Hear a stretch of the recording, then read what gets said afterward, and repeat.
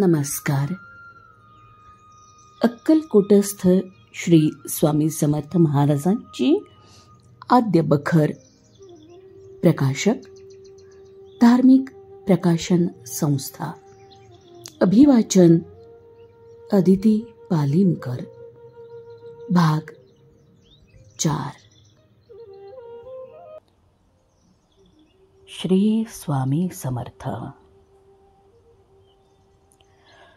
तेरा कबीर झक मारता है, हम कुछ परवाह नहीं करते, कुछ परवाह नहीं रखते.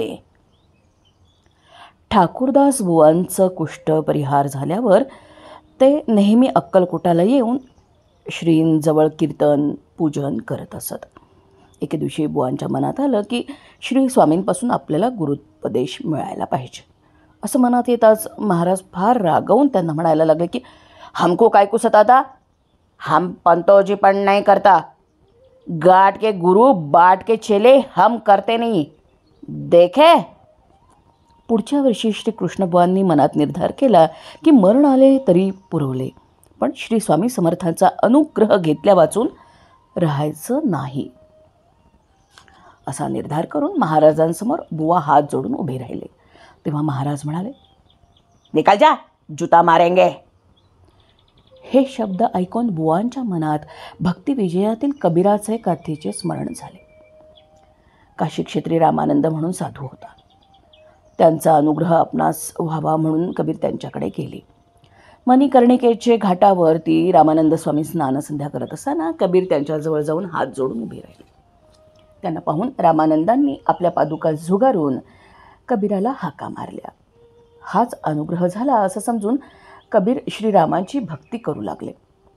ही गोष्ट बुवांच्या मनात येताच महाराज म्हणाले, तेरा कबीर झक मारता है, हम कुछ परवाह नहीं रखते. हे शब्द ऐकून महाराजांच्या अंतरसाक्षित्वाबद्दल बुवांना परमाश्चर्य वाटलं आणि महाराज साक्षात दत्तावतार आहेत असं जाणून अखेर पावेतो महाराजांची त्यांनी भक्ती केली. रघुनाथ जी के सन्निध हमको नाचने को जगा रखो. हल्ली मुंबईस ठाकूरद्वारी महाराजांचं देऊळ असून स्वामी भक्त गुरुनाथ बुवा श्रींची पादुकांची सेवा करत असतात. रघुनाथ जी के सन्निध हमको नाचने को जगा रखो अशी आज्ञा महाराजांनी ठाकूरदास बुवास केली होती. त्याप्रमाणे श्री रघुनाथाच्या देवळाजवळ श्री समर्थांचा पूजादी उत्साह उत्तम प्रकारे चालू आहे. गुरुनाथ बुवांकडून श्री रघुनाथाची पूजा काढून त्यांना मंदिराबाहेर घालवण्याबद्दल काही मंडळींनी नुकतंच हायकोर्टापर्यंत प्रयत्न केले, पण श्री स्वामी कृपेने त्या मंडळींना मुळीच यश आलं नाही. श्री स्वामी समर्थांचं वैभव न जाणून भलताच मार्ग अज्ञजन स्वीकारतात, यास काय म्हणावं. एक कुष्ठी गाणगापुरास व्याधिशमनार्थ खूप दिवस सेवा करत राहिला होता. त्याला अक्कलकोटाला जाण्याविषयी दृष्टांत झाला. अक्कलकोटाला जाऊन त्यांनी स्वामींची खूप दिवस सेवा केली. कुष्ठाने खूप त्रस्त झाला असल्याने एके दिवशी श्री स्वामींची त्यांनी प्रार्थना केली की महाराज, आता मला हे दुःख सहन होत नाही, मरण प्राप्त झाल्यास या व्यथेपासून तरी मुक्त होईल मी. सदय हृदय स्वामी महाराजांना त्याची कीव आली आणि त्यांनी त्यास आज्ञा केली की विष्ठा घेऊन अंगास लाव. आज्ञाप्रमाण म्हणून सेवेकरी साष्टांग नमस्कार करून उठला व औषध मिळवण्याच्या खटपटीला लागला. त्याने विचार केला की विष्ठाच अंगास लावायची तर दुसऱ्याची कशाला आणावी. असा मनात विचार आणून श्री स्वामींचीच विष्ठा घेऊन त्याने सर्वांगास त्याचा लेप केला. काही वेळाने अंग धुवून टाकलं. निश्चयाच्या बळाने सेवेकऱ्याचं कार्य झालं. 8-4 दिवसातच अंगाला क्षते पडली होती आणि त्यात खपली भरून ती साफ झाली आणि कुष्ठाचं शरीर दिव्य झालं. काही दिवस अक्कलकोटाला राहून श्री स्वामींची आज्ञा घेऊन संसार सुखाचा अनुभव घेण्यासाठी कुष्टी आपल्या गावी गेला आणि श्री स्वामींची सेवा करत राहिला. श्री क्षेत्र वाई येथील एक ब्राह्मण गाणगापुरास सेवा करण्यास राहिला होता. अक्कलकोटच्या श्री स्वामींची कीर्ती ऐकून तो स्वामींच्या दर्शनाला आला. श्री स्वामींची लीला पाहून त्याला परम आल्हाद झाला, आनंद वाटला. एके दिवशी स्वामी सन्निध ब्राह्मण बसला असताना श्री स्वामींनी त्यांनी आपणास एकानं फसवल्याबद्दलची हकीकत सांगितली.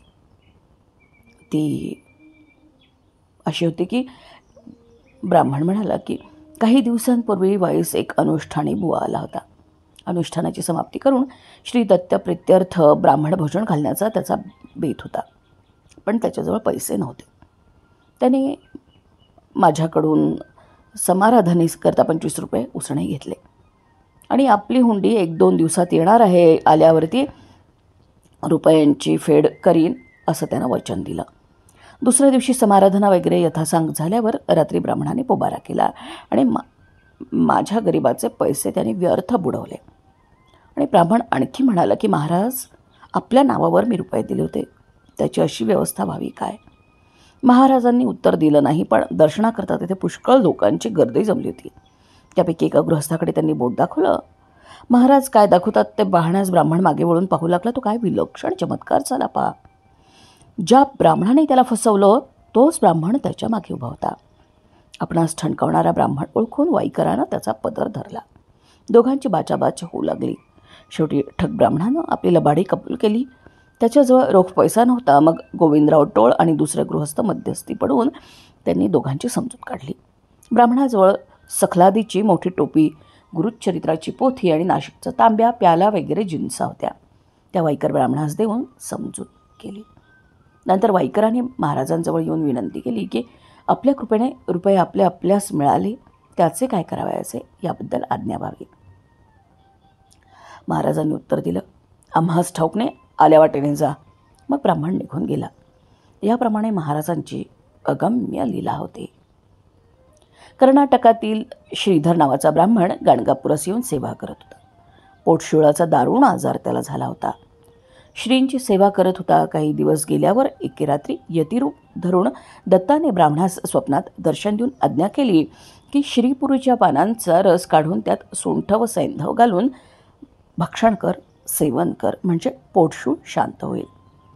श्रीधर सकाळी जागा झाला आणि रात्रीच्या स्वप्नाची त्याला आठवण आली. परंतु श्रीपुरी कोणत्या झाडास म्हणतात हे काही त्या ब्राह्मणाला कळेना. वैद्य आणि दुसरे अनुभवशीर गृहस्थांना श्रीपुरीच्या झाडाबद्दल त्यानं विचारलं, पण त्याला कोणीच सांगेना. ब्राह्मण सचिंत होऊन दुसऱ्या दिवशी रात्री देवळात निजला असताना त्याला पुन्हा श्रींनी दृष्टांत दिला की अक्कलकोटास परमहंस स्वामी आहेत, ते तुला श्रीपुरीचे झाड दाखवून देतील. सकाळी उठून श्रीधराने अक्कलकोटाचा रस्ता धरला आणि दुसऱ्या दिवशी अक्कलकोटाला जाऊन पोहोचला. नव्या विहिरीजवळ मारुतीच्या ओटावर श्री समर्थांची स्वारी बसली होती. श्रींच्या पायावर डोकं ठेवून हात जोडून महाराजांसमोर श्रीधर उभा राहिला. त्याच्या तोंडाकडे पाहूनच महाराज म्हणाले, अरे, निंबाच्या झाडात श्रीपुरी म्हणतात, त्याचा रस काढून त्यात सुंठ आणि सैंधव मिश्रण करून 3 दिवस घे, म्हणजे तुझी व्याधी नष्ट होईल.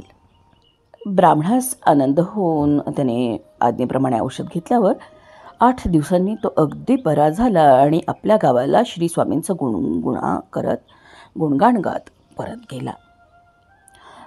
राजमान्य चिंतोपंत सखाराम उर्फ चिंतोपंत आप्पा टोळ यांचे चिरंजीव गोविंदराव हे दत्तोपासक आहेत. त्यांना ब्रह्मसंबंधाची बाधा होती. ती दूर केल्याबद्दलची पुढे गोष्ट येईलच. पण अक्कलकोटास ते सेवा करत असताना एके दिवशी समर्थांची स्वारी त्यांच्या बिऱ्हाडी जोशीबुवांच्या वाड्यात अकस्मात आली. सकाळची वेळ असून गोविंदराव पूजा करत बसले होते. गोविंदरावांनी महाराजांना बसायला पाठ मांडला आणि त्यांनी गाणगापूरहून जे पादुका करवून आणल्या होत्या त्या समर्थांच्या पायाला लावून समर्थांच्या चरणांचं गंध पुष्प वाहून पूजा केली. प्रार्थना केली की अक्षय आपल्या चरणांचं ध्यान हृदयात राहावं, विसर पडू नये. प्रार्थना ऐकून महाराजांनी मान डोलवली. पुन्हा गोविंदरावांनी प्रश्न केला की महाराज, आपण गाणगापुरात संगमावर असता काय? महाराज म्हणाले, होय, आम्ही तिथे असतो. असं सांगून महाराज उठून गेले.